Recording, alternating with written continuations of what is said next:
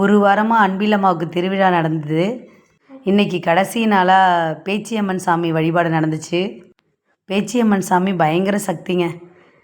அவங்கள எப்படி வழிபடுவாங்கன்னு பார்த்தீங்கன்னா, கறி, மீன், முட்டை, கருவாடு, மீன் குழம்பு எல்லாம் சமைத்து படையல் போடுவாங்க.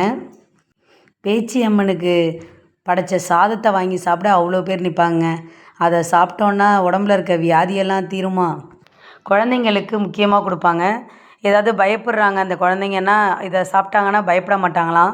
என்ன சாப்பாடு போட்டாங்கன்னா கறி குழம்பு, சிக்கன் வறுவல், மீன் வறுவல், கீரை, முட்டை, மீன் குழம்பு, கருவாட்டு குழம்பு இதெல்லாம் இலையில வச்சுருந்தாங்க. சூப்பராக இருந்துச்சு, செம்ம டேஸ்ட்டாக இருந்துச்சு. இவங்க தான் பேச்சியம்மன். அவ்வளோ அழகாக அலங்காரம் பண்ணியிருந்தாங்க. செம்ம சூப்பராக இருந்துச்சு பார்க்கவே. அம்மாலாம் பார்த்துச்சுன்னா இவங்க தான் இறக்கி விடுவாங்களாம். அம்மா போடுறவங்க அன்பிலம்மா, அதை இறக்குறவங்க பேச்சியம்மா. நானே கிட்டத்தட்ட 3 வருஷமாக பேச்சியம்மன் சாப்பாடு சாப்பிட்ணுன்னு நினச்சேன். ஆனால் ஏதோ ஒரு ரூபத்தில் தட்டிக்கிட்டே இருந்துச்சு, சாப்பிடவே முடியல. இந்த வருஷம்தான் நம்மளை அவங்க அழைச்சிருக்காங்க, போய் சாப்பிட்டோம். இந்த ஊர்லலாம் பார்த்திங்கன்னா எந்த ஒரு ஃபங்க்ஷன் கொண்டாடினாலும் பேச்சியம்மன் சாப்பாடுன்னு ஒன்று செய்வாங்க. உங்கள் ஊரில் இது மாதிரி பேச்சியம்மன் சாமி வழிபாடு பண்ணுவீங்களான்னு மறக்காமல் கமெண்டில் சொல்லுங்கள்.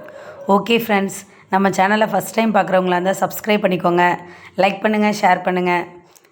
தேங்க்ஸ் ஃபார் வாட்சிங். தேங்க்யூ.